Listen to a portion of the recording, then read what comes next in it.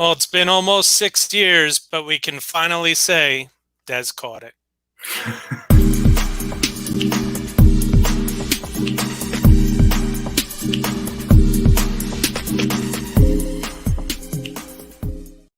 I know I'm going to get in trouble for that one.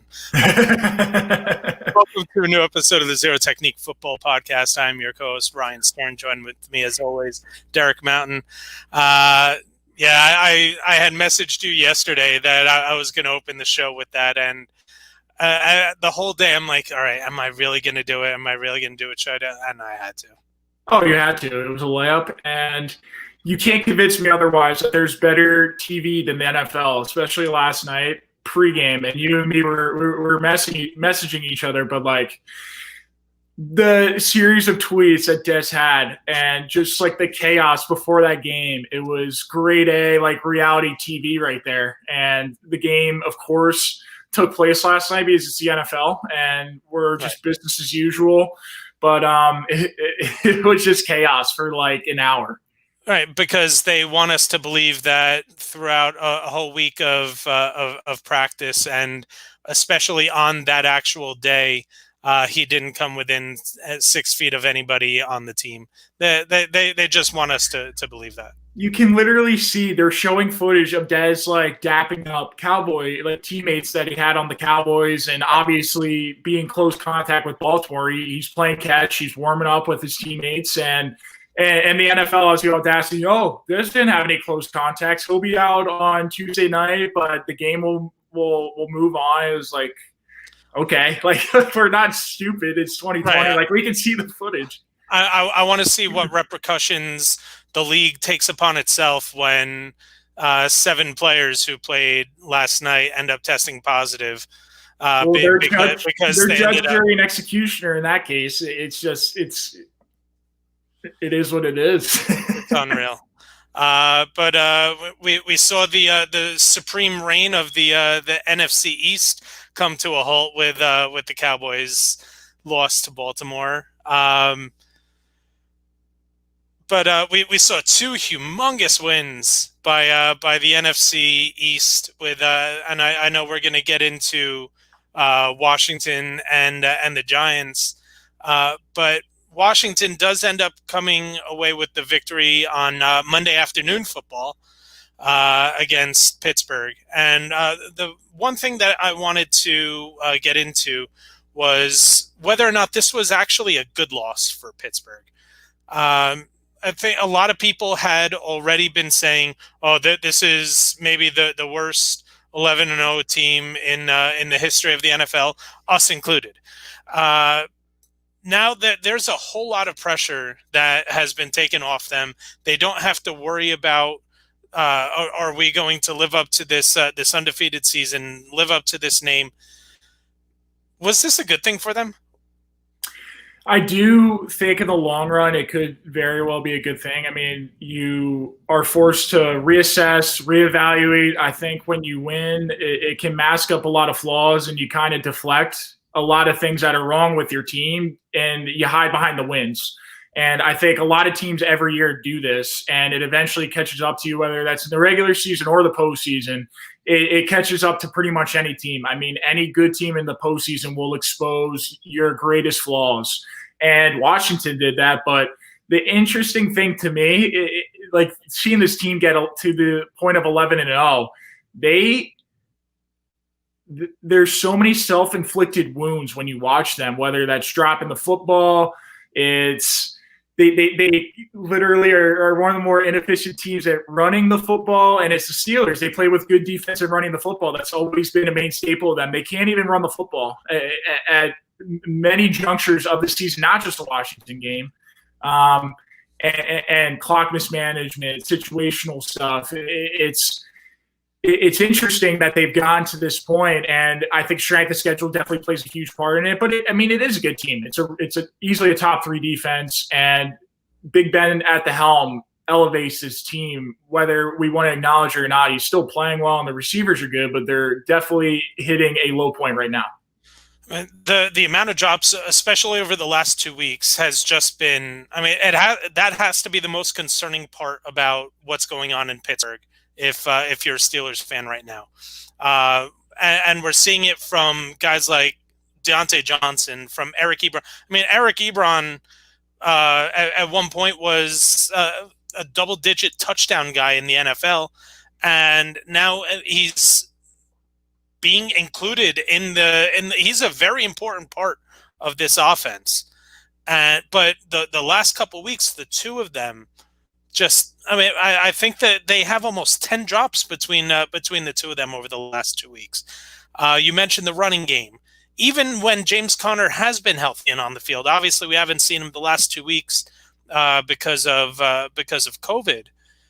But even when James Conner has been on the field, they haven't been an effective. Obviously, he's been more effective than Benny Snell or Anthony McFarland. But this is not the Steelers' offense we are used to, and now they're dealing with injuries on the defensive side of the ball. We saw Bud Dupree go out, and now they lost their top two corners, Joe Hayden, and the other one didn't even play. Steven Nelson, and then they just lost Rob Spillane. And as soon as Vince Williams came in the game at inside backer, the Washington football team just force-fed McKissick out of the backfield, and they didn't have an answer. And the other concerning part, Washington lost Antonio Gibson on the first drive. Yep. They're one of their best players, their second best offensive player, their only other weapon besides Terry McLaurin. And I think a big thing that could be attributed to the struggles on the O-line, it has to be the absence of Marquise Pouncey at center. I don't know what else it could be. I get how lethal that front is at Washington, but there was so much penetration, and they were just getting absolutely dominated all day long. That is not a good sign for Pittsburgh moving forward.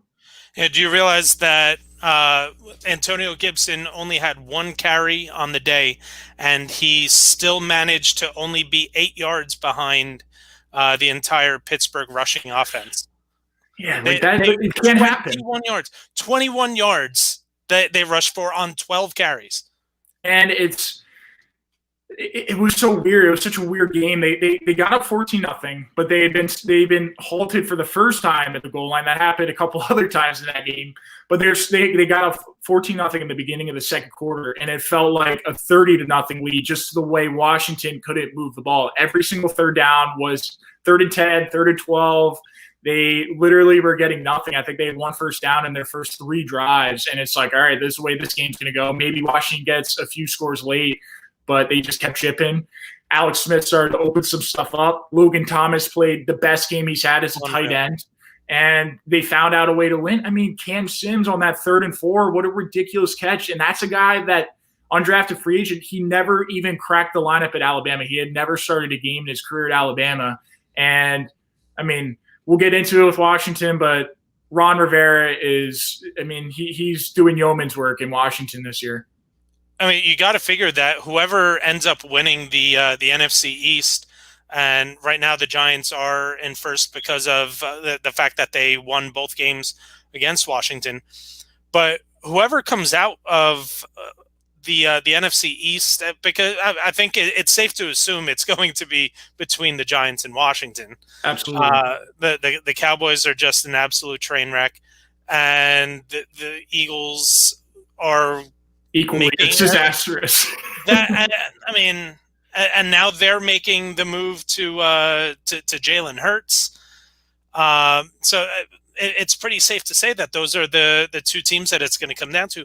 Whoever wins the division, that coach is going to receive a ton of votes for Coach of the Year, because these were the two teams that everyone was expecting to rear out to be top five picks. Just like they were last year. Everybody's preseason pick of the NFC East was Cowboys or Eagles, and they're the doormats of the division right now. And, I mean, I know I had posted it the other day.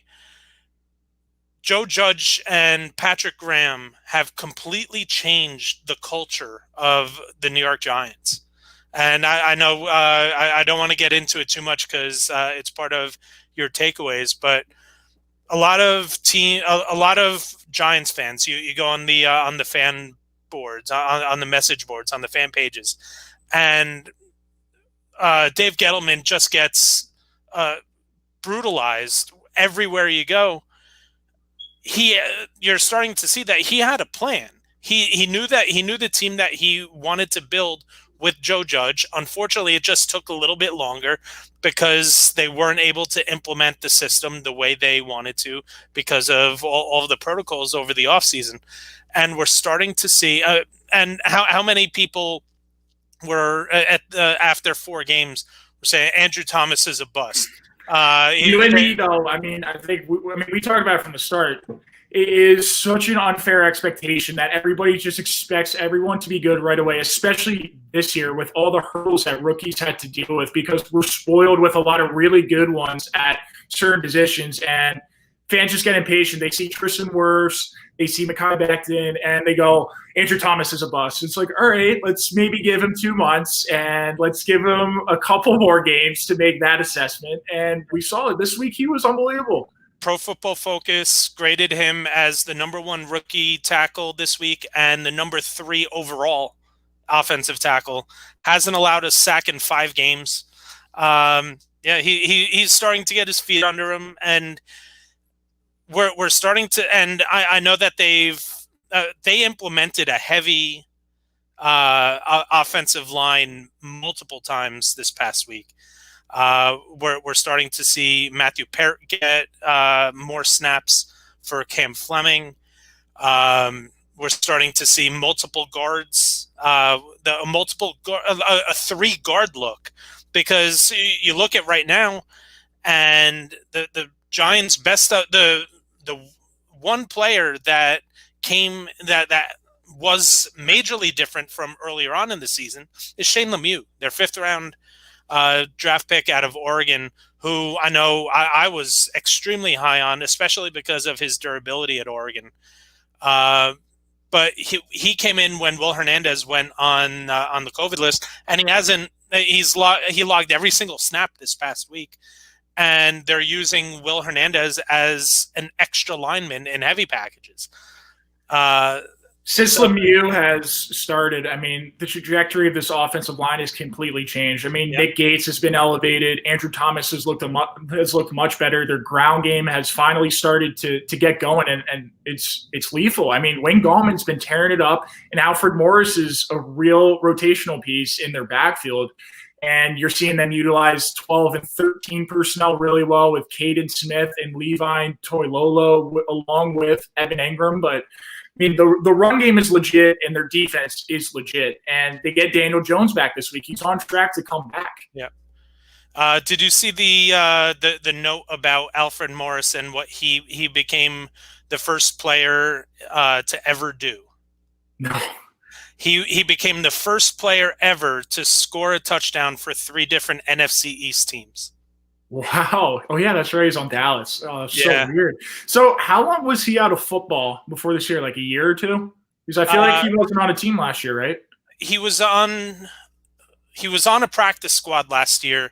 Can't remember who he was with. Okay. I know he was on a practice squad.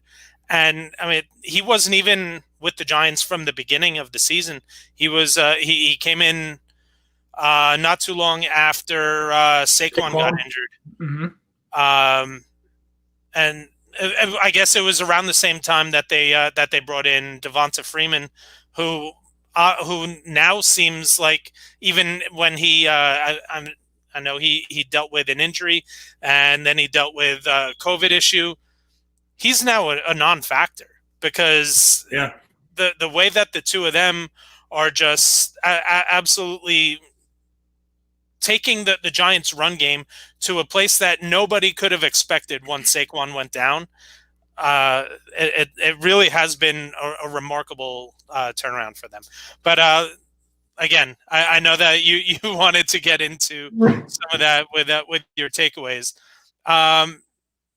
We're going to discuss some non-quarterbacks who could win regular season awards or should be in the discussion for the regular season awards, but may not because they're not necessarily a quarterback.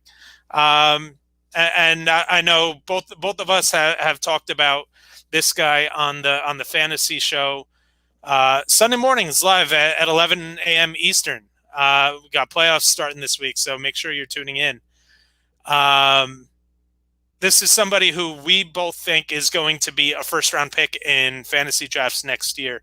But there is a big case for him in the Offensive Player of the Year category. A rookie? No, a tight end. Oh yeah. I was going to say that's how we had rooted this discussion, but Travis Kelce. I mean, he's a game changer there, and what Tyreek Hill has done this year, I think he provides the theatrics. I think he's the big play guy, and he's just there. It's the highlight reel. It's him and Mahomes. But Kelce's what makes that offense go to me. I mean, Kelce's the chain mover. His ability to create after the catch at tight end is unparalleled. I mean, I think it's only him and Kittle are in a class of their own when Kittle's healthy, but now that Kittle's down, he's the only guy really at that position that has that weight of an impact that Kelce does at the tight end position. The crazy stat I know that we've been talking about has been the difference between Travis Kelce and everybody else.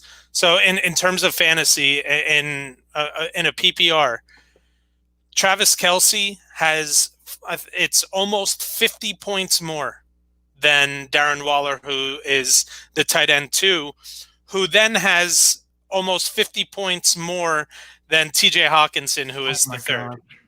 There is so, right. I was gonna say Waller's having a really good year. He had 200. He had his best game against the Jets of his career with 200 yards. I mean, he's having a great year too. It's over 90-point difference between Travis Kelce at number 1 and TJ Hawkinson at number 3. He just is an absolute difference maker, and because tight end just is not the sexy position, it's not, and he's never going to be near the league leaders in terms of yards, even though he just became the first tight end in history to amass 5 consecutive 1,000-yard seasons. He's just and like I said, an absolute difference maker at one position. And I know that this is something that I had messaged to you and to Tom about. I know this is a rookie who is making it a lot closer for offensive rookie of the year, especially with a down week from Justin Herbert.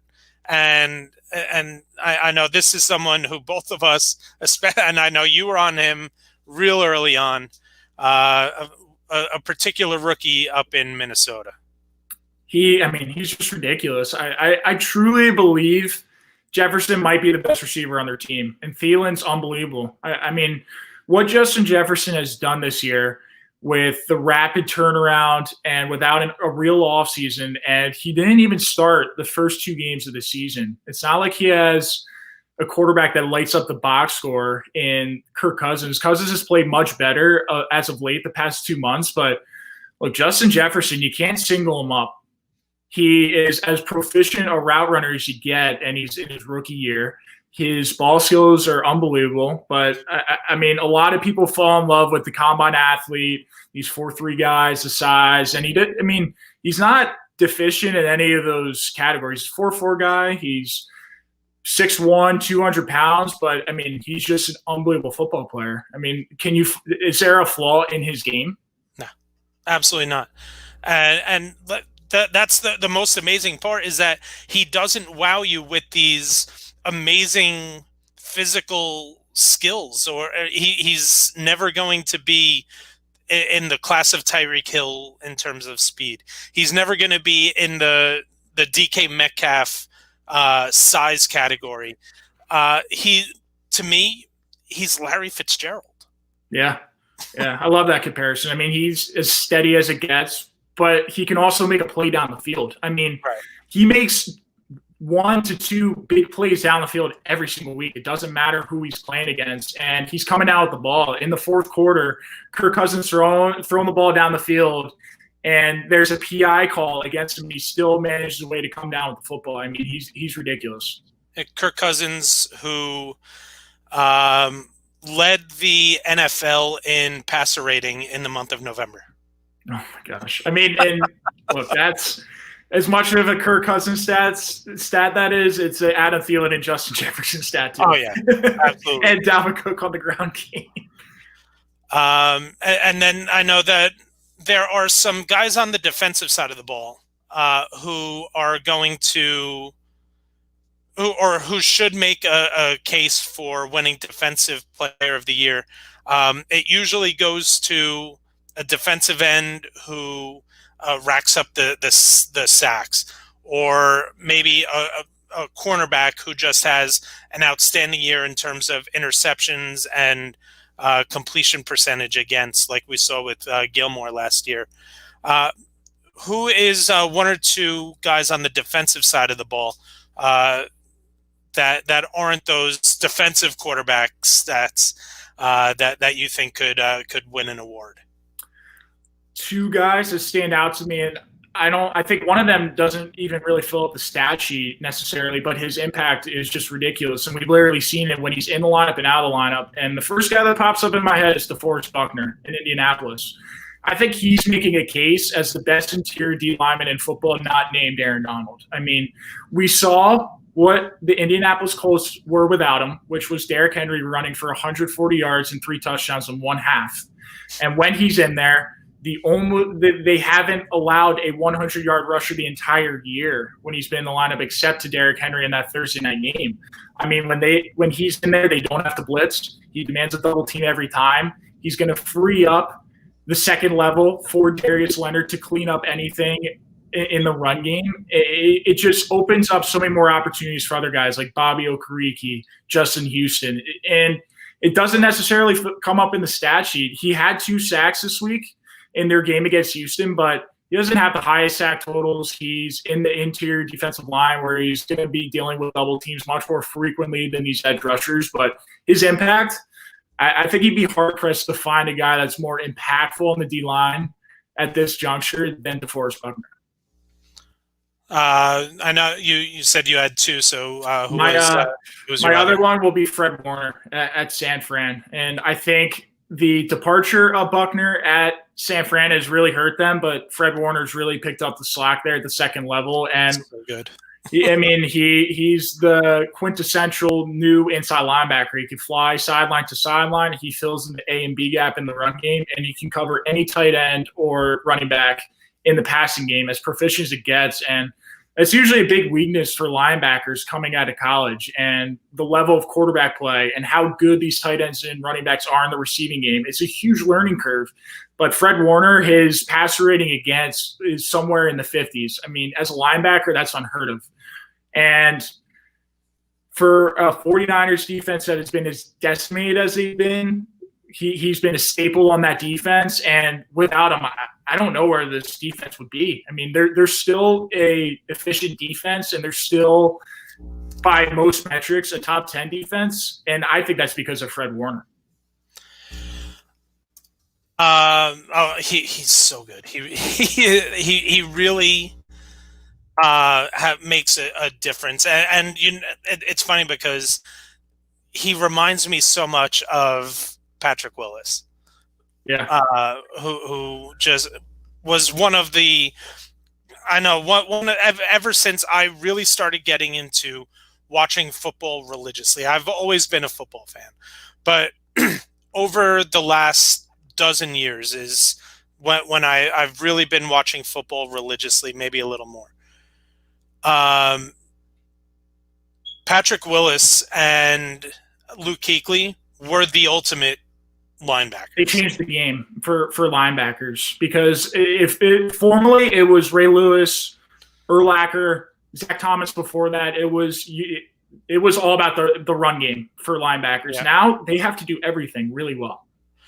So the one guy who I'm going to bring up, and again, maybe it's a little biased because I get to watch him every week.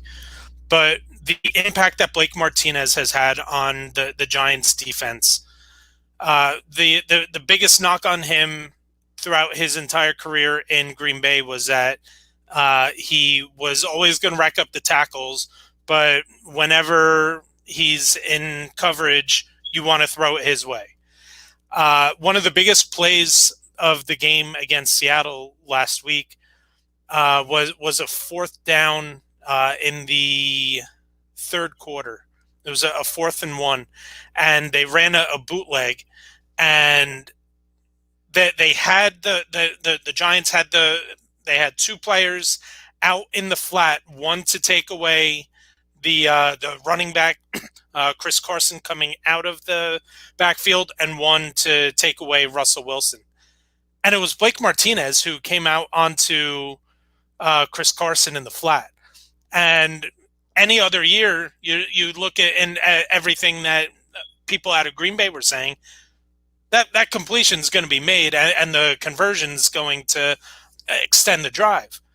They were able to force Russell Wilson, and I don't know how much of the game you ended up watching, but the Giants were able to generate so much pass rush that Russell Wilson is known for his spinning out of a pass rush.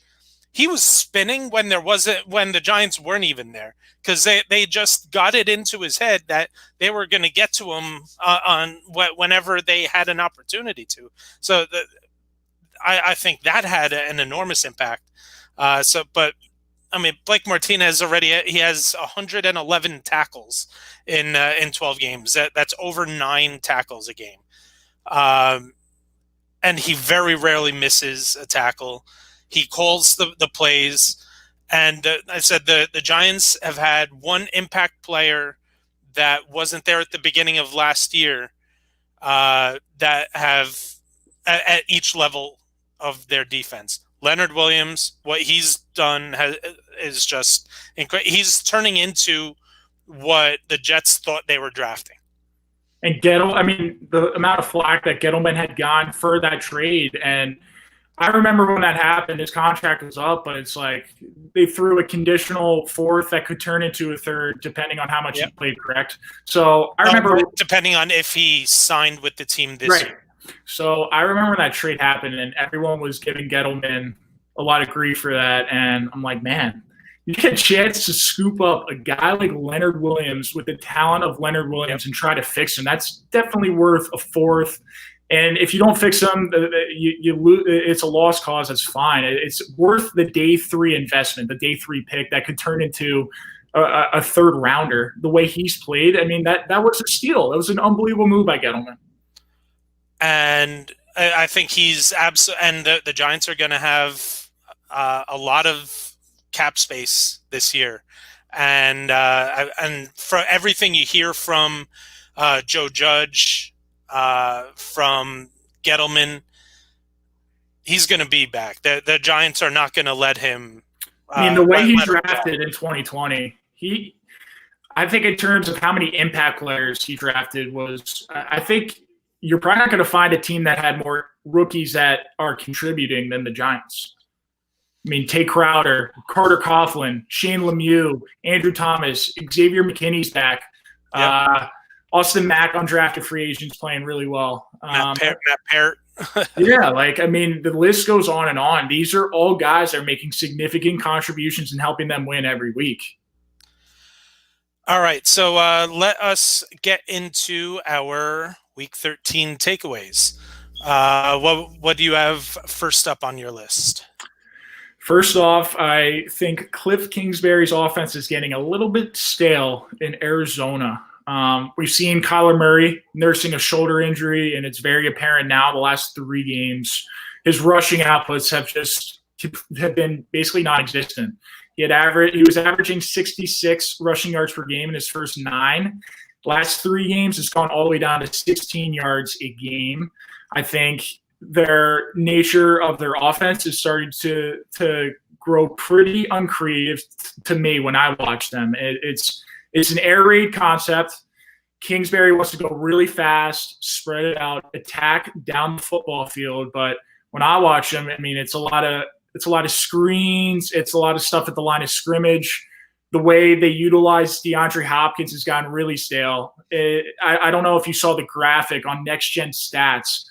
His last 3 games, he's only had 1 reception that wasn't as a receiver from the outside left.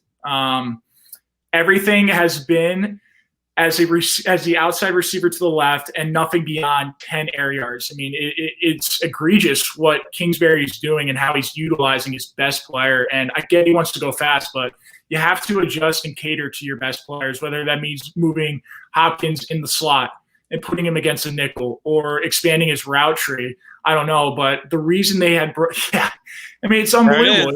That is inexcusable when the reason you're brought in is because of how sound you are schematically. Because look, when Kingsbury was brought in, he did not fit the profile of an NFL head coach. He was not a successful coordinator.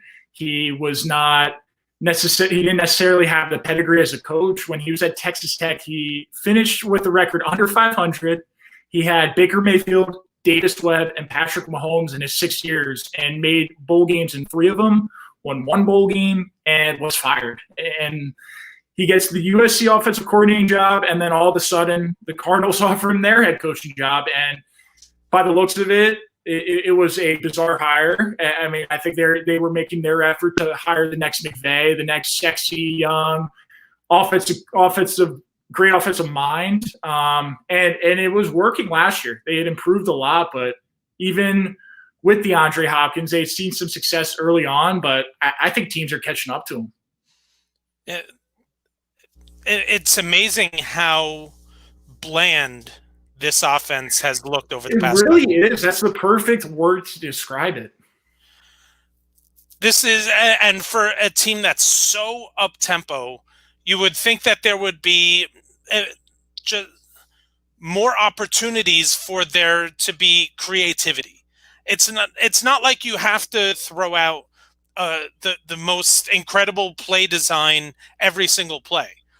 Part of the reason why up-tempo teams are successful is because they throw out a different look once in a while.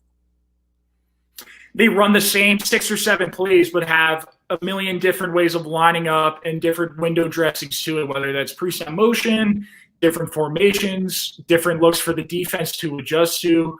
And when I watch the Cardinals, here's what you get on 1st and 2nd downs to me. Kenyon Drake's in. They're running inside zone. They're running in the B gaps, and they're going to attach an RPO that will be at the line of scrimmage, whether that's a bubble screen or a smoke screen. And then they get into a 3rd and long, and they ask for Kyler Murray to make something happen on his legs or have something happen at the sticks with Larry Fitzgerald or DeAndre Hopkins. And it just gets extremely predictable for a guy that was brought in for his offensive expertise. It really, and it happened all of a sudden, and I don't know if it just happened to align with when Kyler Murray went down or didn't go down, but you could tell that he was hampered by that shoulder injury, that Week 13 game against Seattle, or the Thursday night game against Seattle a couple weeks ago. He hasn't been the same, and I don't. The play calling just hasn't been the same either. But it's been 6 weeks now since we've seen a real explosive game from DeAndre Hopkins. And he was on pace at the beginning of the season to break Michael Thomas's reception record. And they were, I mean, he was getting double-digit targets a game, and he's always going to garner more attention, obviously, because of a guy of that caliber always will. But there are creative ways to scheme your receivers open, and Kingsbury's just not doing it. He's not giving DeAndre Hopkins any favors when their game plan each of the past couple of weeks with their game plans. I mean, as you said, it's bland, it's vanilla, and you know what to expect. When Chase Edmonds comes in the game, it's either an outside run or a pass. I mean, it's inexcusable when I watch them because personnel and talent are not an issue for this offense. Not at all. My first takeaway is going to be that the Jets using Greg Williams. First of all, I'm not shedding a tear for Greg Williams. I didn't think that he should have been allowed back into the NFL.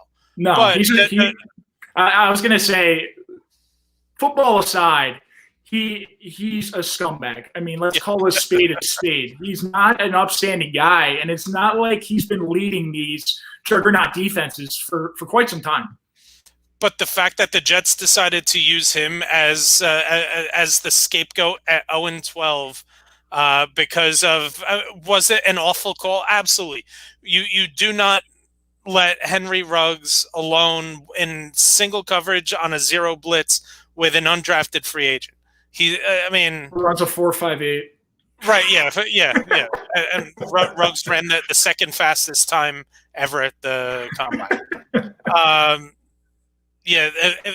They would have had a better chance if it were Lamar Jackson, the quarterback, at covering Henry Ruggs than the cornerback. But the fact that they decided after the game to fire Greg Williams, use him as the scapegoat, is almost as embarrassing as the rest of the season has been for the Jets. The irony was very rich there when Adam Gase had that little media snippet where he said, yeah, Greg Williams he acknowledged that he was a problem and that they had to let him go at this time. And it's like, whoa, buddy. Marcus May, who for a Florida player keeps his mouth shut for the most part. For him to come out and say that our coaching staff should put us in position to win, not in position to lose, that tells you all you needed to know. I mean, did the move have to be made? Yeah, the move had to be made, but it's not the only move that should have been made. The fact that Gase is there to fortify the 0-16 record that they're going to have. He's there to ensure that they get Lawrence. It has to be the only reason Gase is still there, because I think they're afraid that if they bring in another guy, the other guy is going to somehow come away with a win or two. Especially with a guy as unlikable as Gase. I mean, I'm not a Jets fan, but his hiring was very interesting because I don't think I've ever seen a guy hired that around the league was so uninvited. Like literally no one, including Jets fans, was optimistic about this hire. Everyone beat it down and knew it was. I mean, I don't think anyone envisioned it would be this disastrous, but everyone hated this hire from the start. Yeah, and it didn't get better with that initial press conference. Oh, exactly. My goodness. What was your second takeaway? We had alluded to it, but the Giants and Washington, they're ahead of schedule in their rebuilds. I mean, what they have done is remarkable. The Giants won 4 straight, Washington's won 3 straight, and I think you can attribute it to culture and the right moves personnel-wise, whether that's drafting, and I think, as you talked about with Blake Martinez, Logan Ryan, certain veterans that they had brought in for them that needed leadership, that void that these teams had. I mean, it can't be understated what these teams are doing this year. And the NFC East has been the butt of a lot of jokes. But look, the Washington football team is 1 game out of that 7 seed now. I'm not saying that the NFC East is going to get 2 teams, but we mentioned it.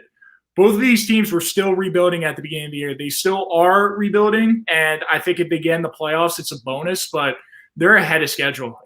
And I hate the people – as an Eagles fan, I get this. I hate the people who are looking at the NFC East this year and they go, well, we don't want to make the playoffs. We'll hurt our draft position, and it's a wasted year.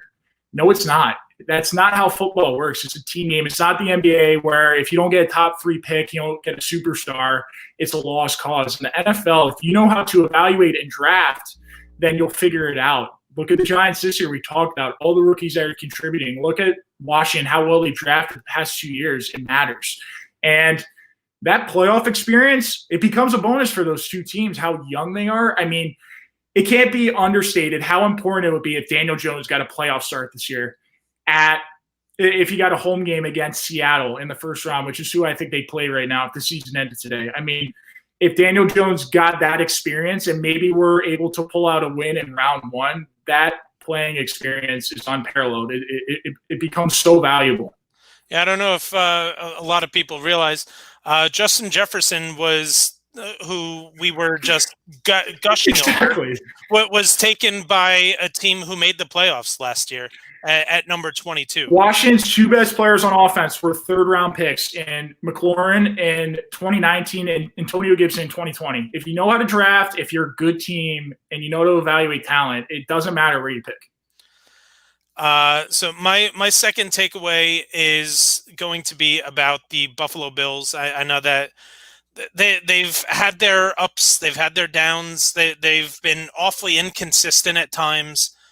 But when this team is going at its full capacity, is, in my opinion, the second best team in the AFC behind Kansas City.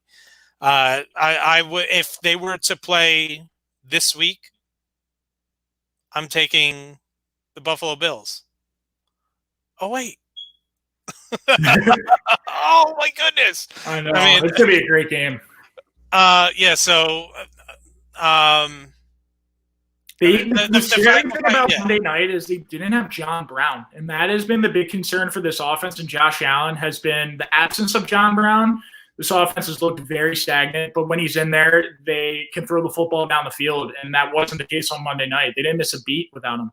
Yeah, we're starting to see Gabriel Davis step into a bigger role into the offense, and I think that his ability to be productive is making the fact that John Brown isn't there not as hurtful as it was before he really started to make a name for himself. And I mean, I was really big on Gabriel Davis. I have him stashed on my practice squad in both of my dynasty leagues. So I'm awfully excited about the future for Gabriel Davis, especially because Cole Beasley is I can't. He's a top 5 slot receiver in the NFL, and he's nasty. He's in his 8th year in the. It's hard to fathom that Cole Beasley's been around for 8 years. And he's having by far his best season. Yeah. John Brown is not a spring chicken either. He can't stay on the field to save his life. And it's such a shame because when he's on the field, he's a difference maker. But Gabriel Davis is going to be an impact player for Buffalo in the very near future. Maybe even starting. I don't know if he's going to necessarily be an impact player this year, but next year, he could definitely be one of those guys that I'm looking for to really take a big step forward. But Buffalo, their defense is starting to play better. Still not to the capacity that we had seen over the past couple of years, but they don't need to be the defense of the past couple of years. They don't really have to because of the way that this offense has progressed under Josh Allen. If they could gain any semblance of a running game, this would be one of the best teams in the NFL. I saw an interesting stat today. They have the most wins against teams over 500 this year with 4. They're the only team. Chiefs have 3. Steelers, I think, have 3. But, yeah, I mean, the Bills stand alone in that category. They have some impressive wins, and they're a Hail Mary away from being 10-2. Yeah. All right. What was your third and final takeaway from this week? It hasn't gotten any attention just because I think they're a boring team, but I think this may be Belichick's best coaching job in recent memory. The fact that this team is 6-6 and the way they're doing it is really impressive. I mean, the last 2 weeks, Cam Newton has combined for 153 passing yards, and they beat the Cardinals, and they just beat the Chargers 45-0. And that's not a knock on Cam Newton because he's doing what he has to do. They don't have weapons on the perimeter besides Jacoby Myers, but in 2020, who would have thought they're winning by running the football, sound defense, and great special teams. Special teams has been an absolute difference maker for Belichick, and if last Sunday didn't glorify maybe the biggest coaching mismatch you'll see in the NFL, I don't know what will. Bill Belichick tap dance all over Anthony Lynn on Sunday, and it showed. And you can only imagine what Belichick would do with a team of the caliber of the Chargers and their talent, because I don't know if I certainly don't think this roster is top half talent. I think the Patriots, with all the opt-outs and all the people that had left in free agency, I think this is a bottom 10 team in terms of talent and caliber. I mean, they have no skill, no juice on the perimeter. They have some nice pieces in their backfield, but the secondary has declined really fast with Stephon Gilmore and the McCourty brothers. They lost so many vital pieces in their front seven that it's not even a lethal run defense that we had seen from Belichick-esque defenses in the past. I mean, there aren't that many strong points in this team that you get that excited about, but they're finding a way. They're 6-6. They're a game out of the wild card. I don't expect them to make the playoffs. I think I'd seen a projection like 538 or one of those analytic sites where they had 21% chance to make the playoffs. I think that's even optimistic. They got the Rams, they still have Buffalo, they still Miami. I don't see it, but the fact that Belichick's gotten them this far is really impressive.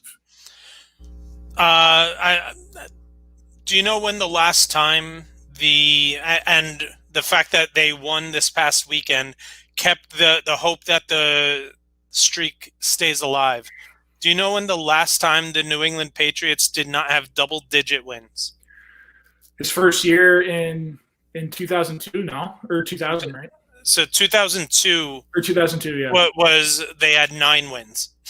Yeah. And he didn't make the playoffs that year, and the year Matt Castle was a quarterback, and they had 11 wins that year, right? The year Castle, they won 11 with Castle and didn't make the playoffs. He's ridiculous. I mean, he is Yoda as a coach. The last time they didn't have a winning record was 2000 when they went 5-11.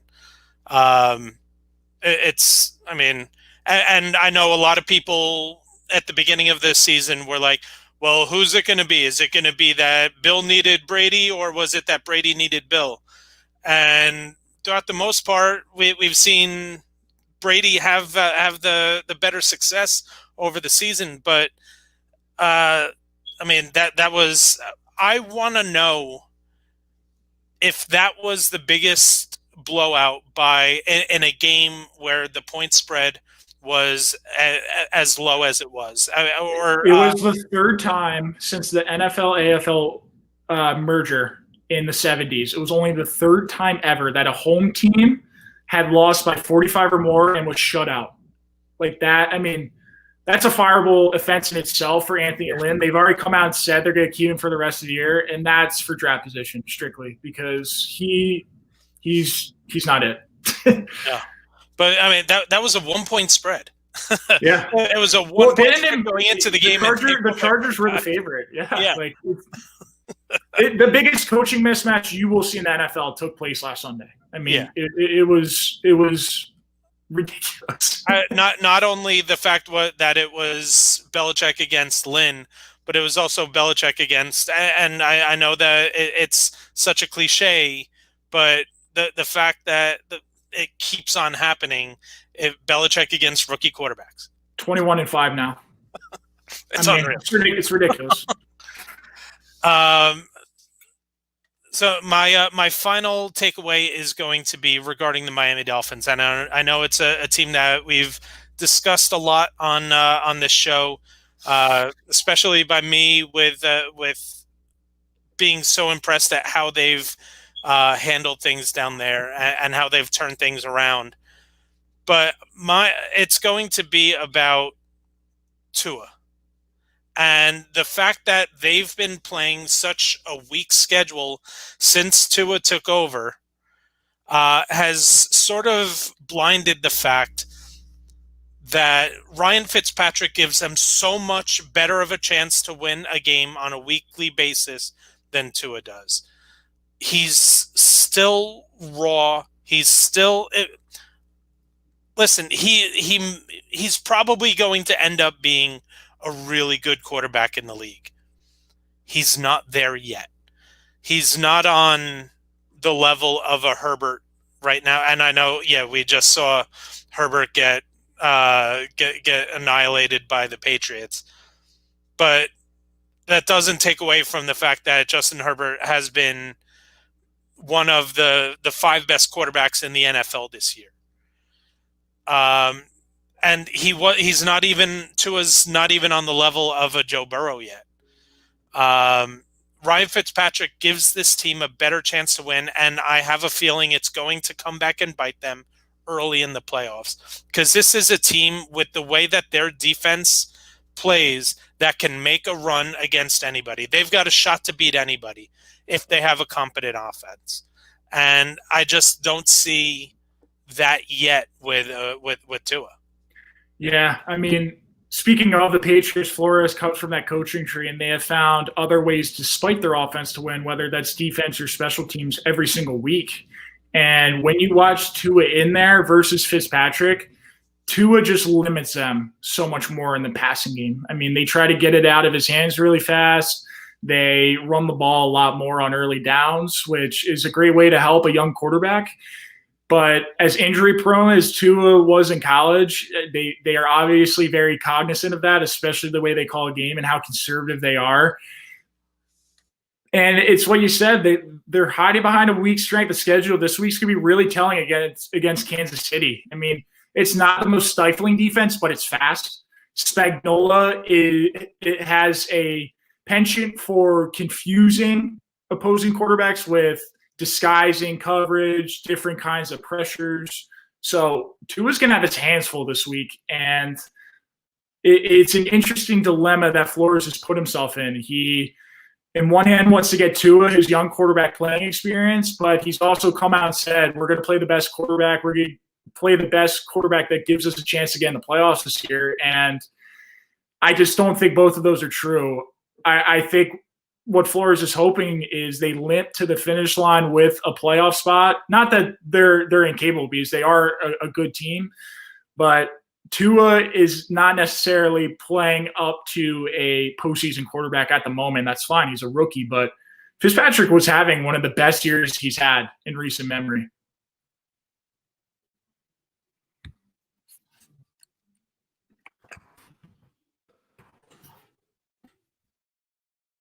Yeah, it would help if I unmuted myself. We're going to get to see Tua on the same field as Patrick Mahomes, and we're going to get to see how big of a difference there is between, and obviously Mahomes is on a different level than any other quarterback in the league, but we're going to get to see on the same field how far behind Tua is. The one thing that is going to be a big help for him is the fact that Myles Gaskin is back, and he looked really good. Picked up right where he left off.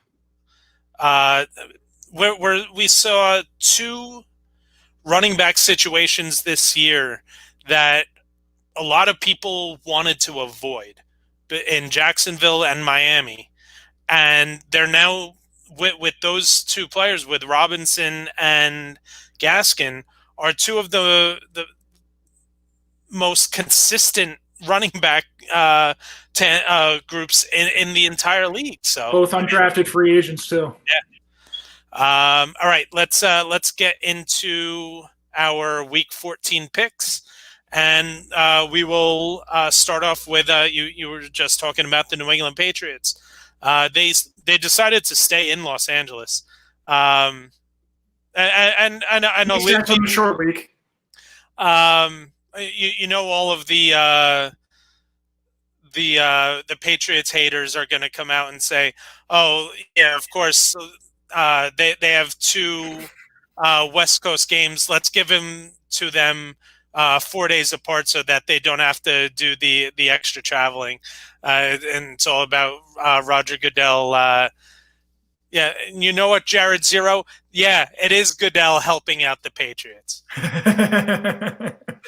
But right now, the Rams are 5-point favorites. The line is set at 44.5.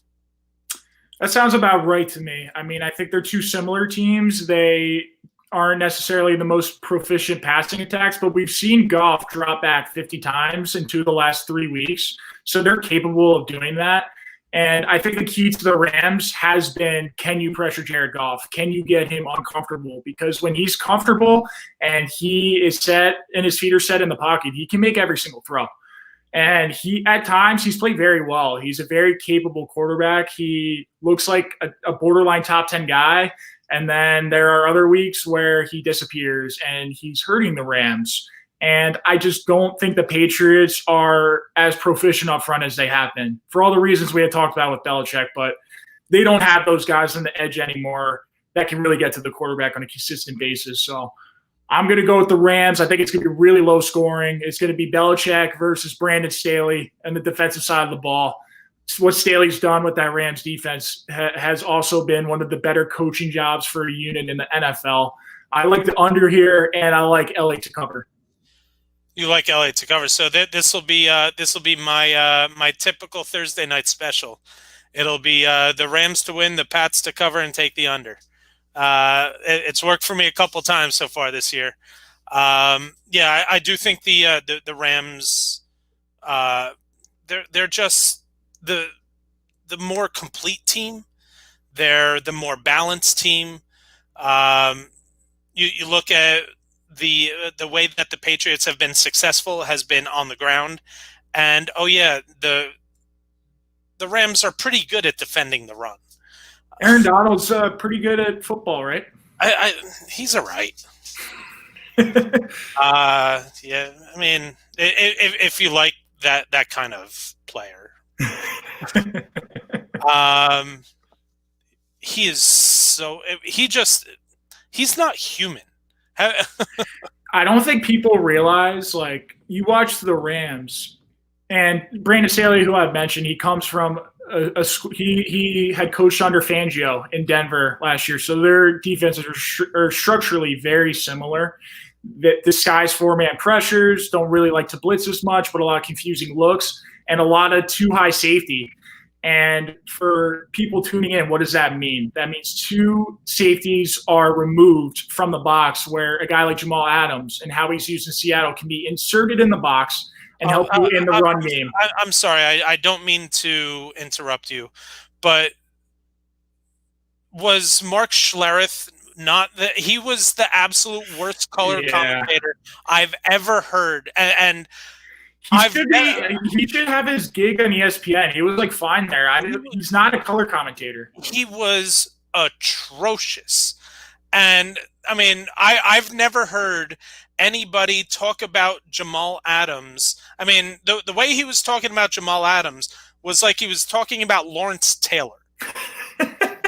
Well, and like, I think the way Pete Carroll uses him is, I mean, he uses him to his strengths, but he also hurts him a lot in the pass game. And yes, he gives you a lot of X plays, a lot of TFLs because they blitz him all the time off the edge. But like, how much of a liability that guy is in the pass game is apparent, and at what cost? They gave up 2 first-round picks for the guy at a non-premium position. So, I mean, yeah, you can pull up the stats on Jamal Adams this year, and he has some sacks, he has some TFLs, but their defense is not a difference maker. It's below average. Yeah, and you look at, again, we're going to have another really deep wide receiver class. Or maybe not deep. It's top heavy. Going to have a couple really efficient wide receivers at in the first round, and their pick may just end up being Trevor Lawrence's running partner for 10 years.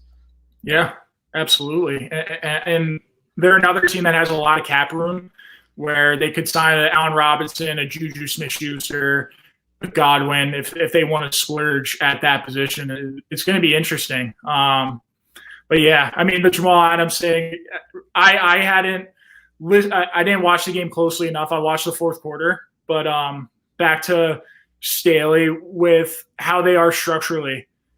They can do all that too high stuff where they are lined up in a more advantageous position to pass defend because of Aaron Donald. I mean, he's just a game wrecker at the interior, and hit by himself, he dominates in the run game. And obviously, we know everything he does as a pass rusher. I mean, the numbers speak for themselves, even in the interior. But what he does in the run game is just you can't run his direction. no. It literally forces a team to run one way. Can't climb the linebackers. They're running free, making every tackle because he gets all that attention. Yep. All right. Then we move to Sunday, and we have the Arizona Cardinals coming east, taking on the New York Giants. And right now, the Cardinals are 2-point favorites over the Giants. Imagine if you told us that 6 weeks ago, right? Or 4 weeks ago, 4 weeks ago, even. I mean, that would have been mind-boggling. That line. It would have been double digits easily 4 weeks ago. And the over-under is set at 45. That's an interesting line. I kind of looked over there. Even despite how well the Giants' defense has played, I still expect both teams to easily be in the 20s, especially with Daniel Jones on track to playing on Sunday. Patrick Graham, I mean, we didn't talk about him that much when we had talked about the Giants earlier. We talked about him last week, but he really needs to be considered as a serious candidate for a head coaching job next year. I mean, what he did against Russell Wilson on Sunday was absolutely ridiculous. As you said, it was like he was seeing ghosts. I mean, he was running around into phantom pressures and was running into sacks himself. Russell Wilson, he's one of the best in the world at evading pressure. And I saw a breakdown with Brian Baldinger on NFL Network. It was really interesting. Patrick Graham, it wasn't even that complex. He lined up in a lot of cover one, and he unveiled a double spy on Russell Wilson from both sides so he could neutralize his ability to scramble. And he just said, come beat us. I mean, Bradbury had contained DK Metcalf for most of the game. And besides the 49ers game, this defense has kept them in every single game. They just won against Russell Wilson with Colt McCoy. So I like the Giants here. I mean, I think that defense is going to continue to thrive, and they're going to stifle this struggling Cardinals offense, as we talked about. I mean, they need a total revamp of that offense. It is not the right week to do that. So I like the Giants to cover here, and I like the over. I'm right on board. This is a game like we said a couple weeks ago. I think it was after the Eagle game that the Giants won. I'm looking at the schedule, and I'm trying to figure out how the Giants can get to 6 wins, because at the time, that's what I thought 6 wins was going to win the division. Now it's probably going to be 7 with how both the Giants and Washington have played over the past couple weeks. So I was looking at, and I had the Giants with a better shot at beating Cleveland in Week 15, which we were talking about before. The NFL just flexed out of Cowboys 49ers, one of the great rivalries in football, flexed out of the Sunday night football game between the 49ers and Cowboys and flexed into Giants-Browns. Not only do I love that, just because, I mean, the allure of that game – in the preseason, you're going Saquon versus Baker Mayfield, first pick versus second pick, Odell versus his old team. Neither Saquon or Odell aren't even playing, and both of them are fighting for a playoff spot, which at that point of the season, you would have thought that person was crazy if they told you that before the season, the Browns and the Giants. But as an Eagles fan, with the struggles of the Cowboys, I love it. And this is Jerry Jones' biggest nightmare. Because even when they're not in playoff contention, they're not a good team. They still get all the primetime games. They still get all the attention. They still get all the media lore. But they're just boring this year. They're just a train wreck, and there's nothing to watch on that team. It's just a horrible football team. They're ill-prepared. They are underwhelming in every facet of the game, and it's unbelievable, as you said. Who would have guessed 49ers Cowboys was flexed out of Sunday night? Yeah, and so I was looking at the schedule, and I said, "Oh well, they're not going to be the Cardinals," but they should beat the Browns. Now, how the games look much different now than they did a couple weeks ago. That I obviously think that the game against the Cardinals is now much more winnable than the Browns. In fact, I think right now, I think the Giants should beat the Cardinals. And the one thing that you have to look, and Joe Judge is going to have this team ready to play.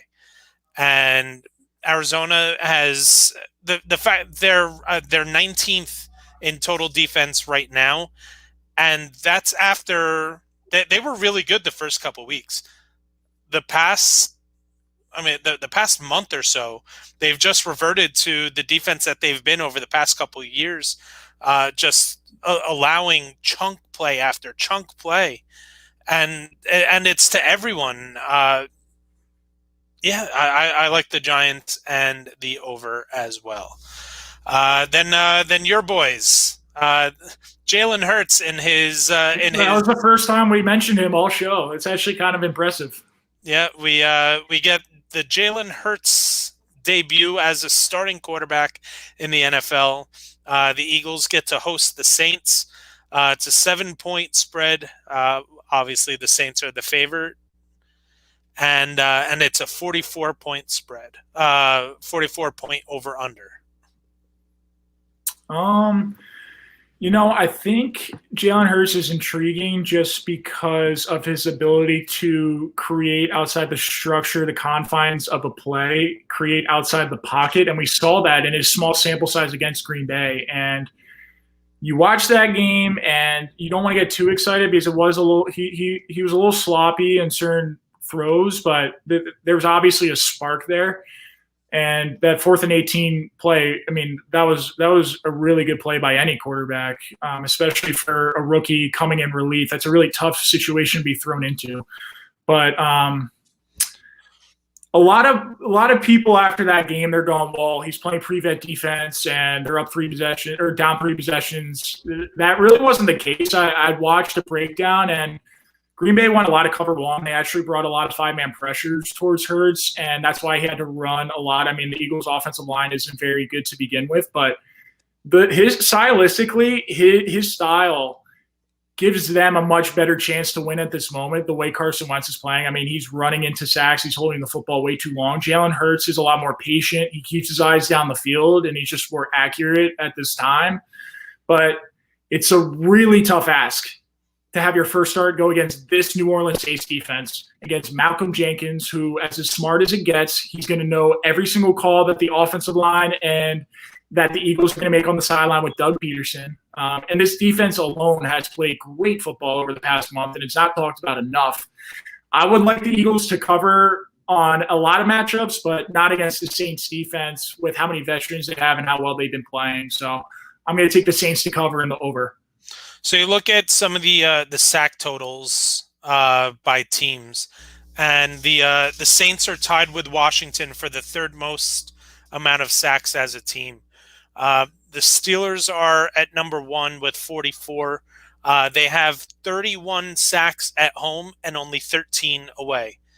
The Eagles are actually second in the league in sacks with 38, 21 at home, 17 away. Washington, 25 at home, 11 away. New Orleans, also 36, 18 home, 18 away. This is a defense that used to only be good at home with that loud dome that would get into quarterbacks' heads and on the fast turf, get after the quarterback. This is now a complete defense that can do it whenever, wherever. And they have been when they had allowed a touchdown this past week. They said it was the first time that the Saints defense had allowed a touchdown to Atlanta. So it was in the 4th quarter. It was 41 drives. It's absurd. Between touchdowns. I mean, they're great on. Oh, yeah.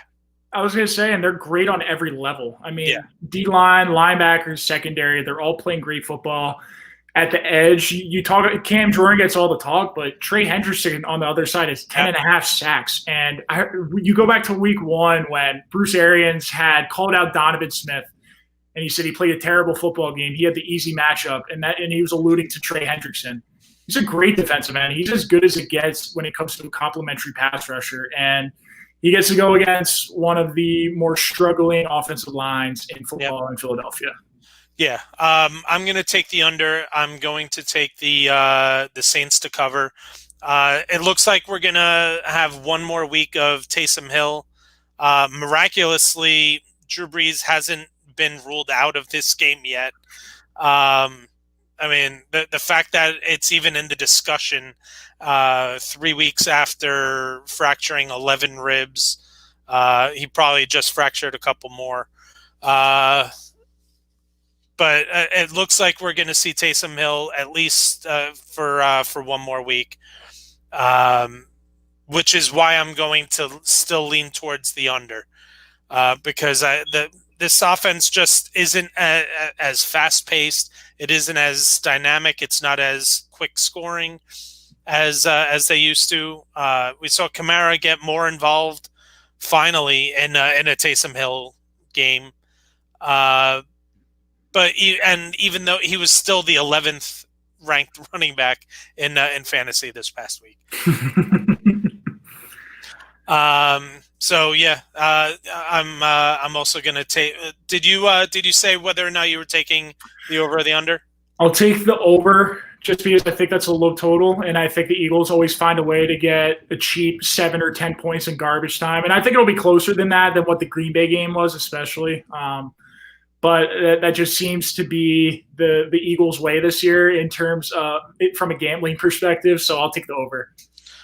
All right. So now we move to Thursday night, and we started talking about this game a little bit, and we have the Buffalo Bills hosting the Pittsburgh Steelers, and that's must watch. It is an absolute must watch game. The Bills are 2.5-point favorites over the Steelers, and the line is set at 46.5 points.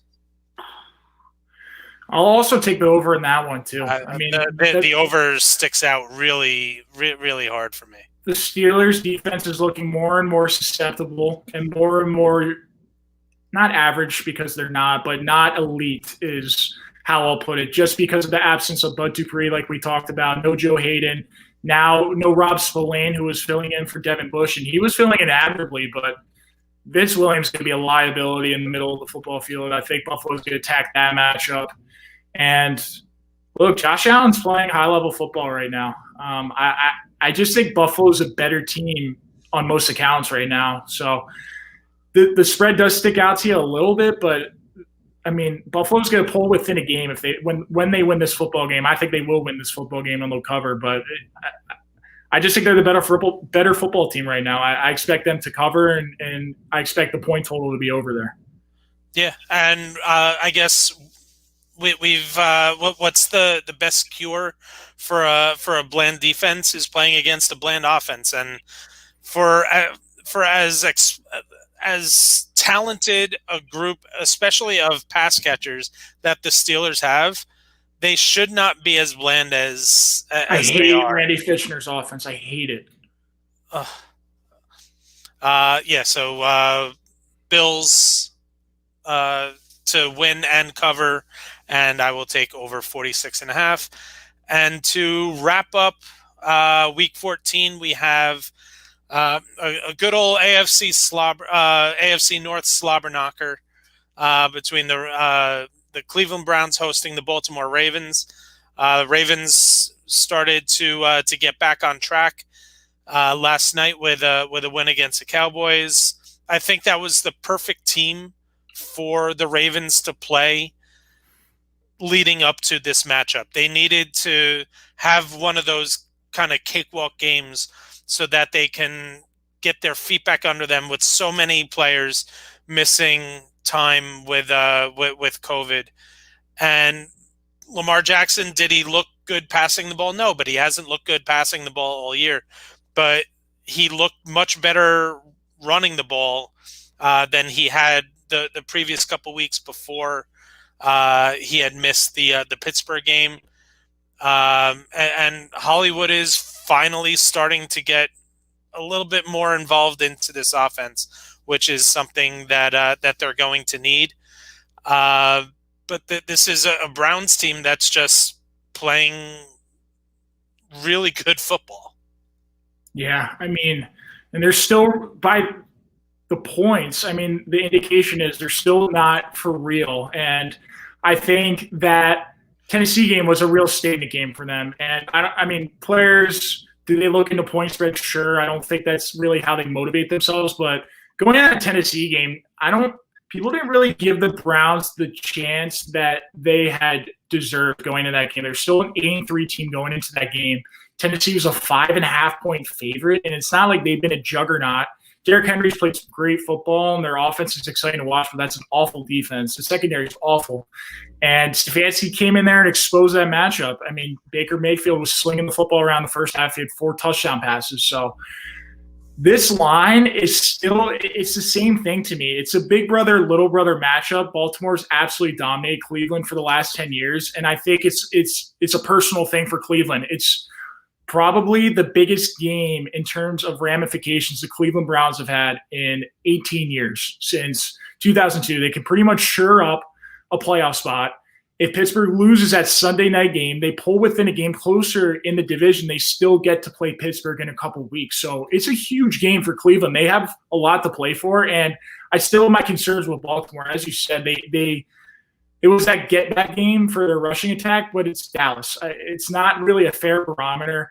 Lamar threw for 107 yards, and 40 of them came on that play-action pass touchdown to Miles Boykin, just to completely bust the coverage by Dallas.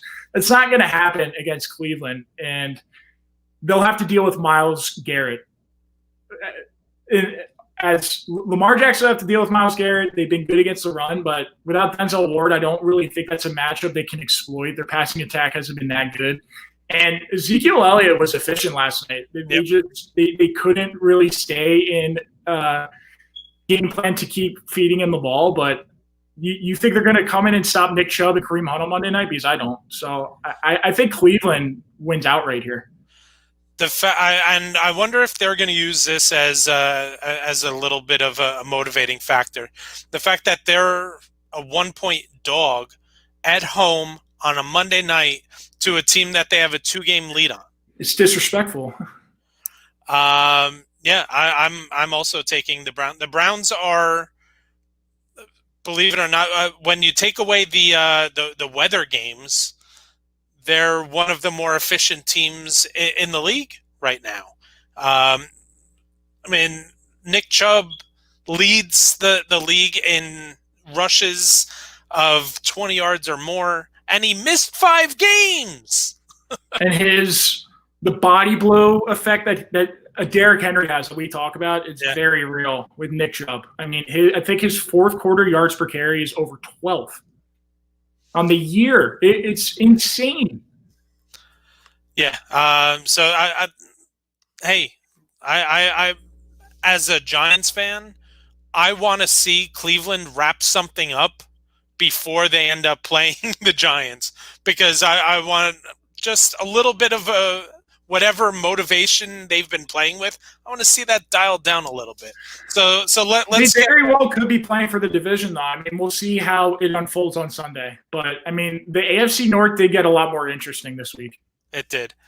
All right, so that is going to wrap it up for this week's show. Again, make sure you tune in Sunday morning, 11 a.m. Eastern for BSP Sunday Morning Fantasy. Myself, Derek, and Tom Bennett are going to give you everything you need to know about your upcoming playoff matchups.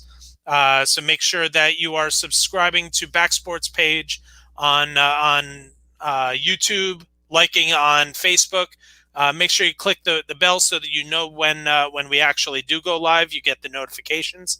You can follow Derek on Twitter at Derek Mountain. I'm at rstern33. The show is at Zero Tech Pod. And again, follow Back Sports Page on all social media at Back Sports Page. So until we meet again on Sunday, let's enjoy what should be a fun Thursday night game, and then we get ready for the fantasy playoffs on Sunday. So we really had to suffer tonight without football, because we had Monday and Tuesday night, and we get back to football tomorrow. So life is okay now. Yeah, and they said that once the Christmas games happen, that we'll have Friday. It'll be the first time in NFL history that games will have been played on every single day of the week. Oh, that's right. Oh, that's pretty cool. Yeah. That's absurd. 2020. Maybe the one pro of 2020. Yeah, Wednesday afternoon football, Friday morning football. All right, so we will catch you again Sunday for BSB Sunday Morning Fantasy. Have a good one, Derek. You too, Ray.